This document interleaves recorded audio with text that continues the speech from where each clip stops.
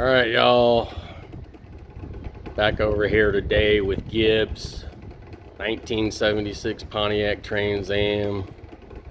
As you can see, my mechanic buddy's been over here. He's got his motor lift over here, and he took out the old motor mounts and put the new motor mounts in, and looks like he's already. He texted me the other day. I was out of town, and said that he had the new motor mounts in, and he had to drop the engine back down, but it looks like he already has it dropped back down and onto the motor mounts, and I'm assuming that he's got them. It's got it attached, but you can already tell the motor looks like it's sitting a lot better. Looks like it's supposed to be sitting like that. So anyway, he had me stop, and he told me when I got back in town, I'd pick up a fire extinguisher and some starter shims. So I did that.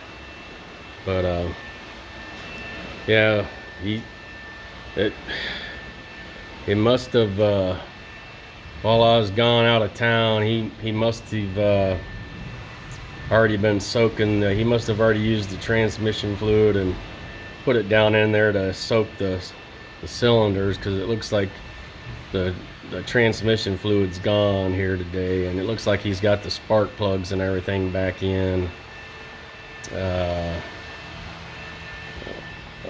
don't know if, I don't think these are the new wires. They might be. I have to look around here. I just kind of been over here a few minutes. It just got done raining, but been here over a few minutes.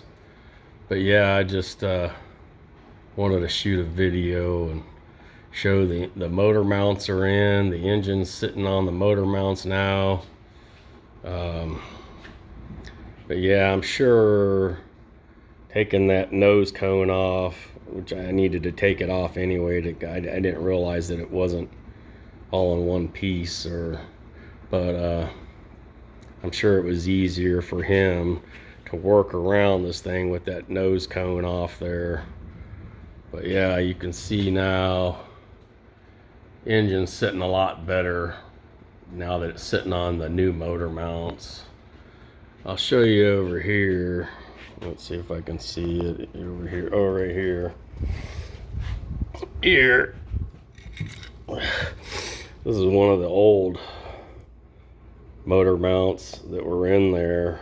He pulled this off and put the new ones in. There's, of course, this one and one on the other side that he pulled off.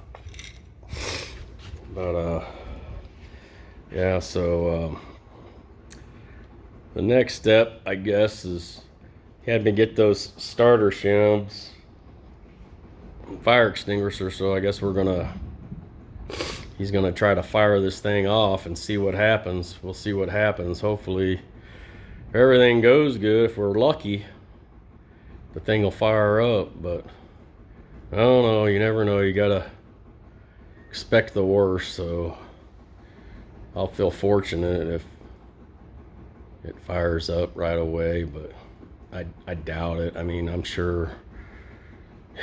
I don't know about this carburetor thing. I don't know if that carburetor is any good or not, but at least I'll be able to tell whether I've got that Quadrajet, the Rochester Quadrajet. It needs to be rebuilt, but I don't want to spend the money to get it rebuilt if the engine's not gonna be workable or not. But I'll have to wait for my buddy to tell me whether he thinks he can salvage the engine or not. I just don't know. I'm not an expert. He's more of an expert than I am. I have to rely on him to tell me whether or not. But if we get lucky, hopefully it'll work. I'm praying and hoping it'll work, but we'll see. Never know. But yeah, I'm over here fooling around with it today a little bit. I've got over here, and he had this thing over, and he had texted me while I was out of town, but he's got this little lift thing over here, and looks like he might have been over here a couple times, because said he texted me when he had it out and put the new motor mounts in, and said he had to lower it back down. So he must have come back over and lowered it back down, because this thing's not attached to the engine anymore. But yeah, I'll have to get in touch with him. It's the weekend now, so I'll have to wait until tomorrow, Monday, to get a hold of him. But yeah, I stopped and went to O'Reilly's and got a fire extinguisher at O'Reilly's, and these are the pack of, I think it's a pack of 8 starter shims from O'Reilly's. I think I know how those work, but I'm not sure, so I'm not going to try to explain it.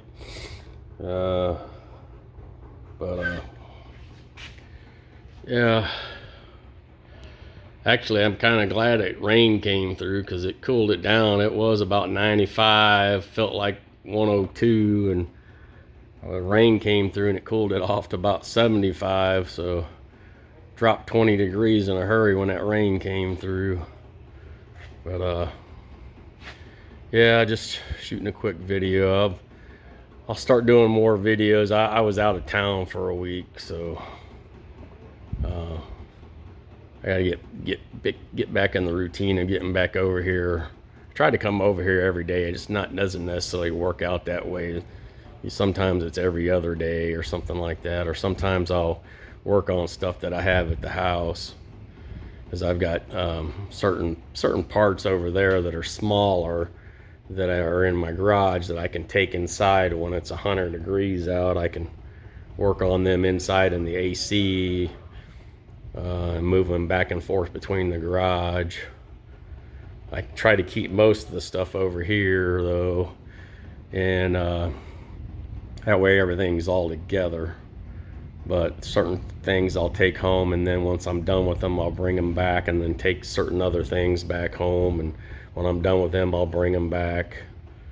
But yeah, I'm excited that hopefully we'll find out here in the next few days, maybe in this week, maybe next week. I'm not sure when he'll have time to come back over here, but hopefully in the next few days, next week or two, we'll figure out whether we can get this thing running or not. But just over here today, I just thought to give you a quick update, give myself a quick update, and have record of my progress. Hopefully my other buddy will be able to get over here sometime. Like I said, I've been out of town for a week, but hopefully he can get over here and see if we can get those floor pans patched, so I can get those patched and get those covered with some Rust-Oleum flat black. Now this front fender over here that has the rust on it, he came over here and we were looking at it and we were talking about it. It's right here. We were looking at it, actually goes down a little bit further. It goes from right here to up here, right? Like I need to get a patch panel that is about like this, and I'll have to see if I can get one of those, because that's too much curve and stuff. I need to get one that's already preformed.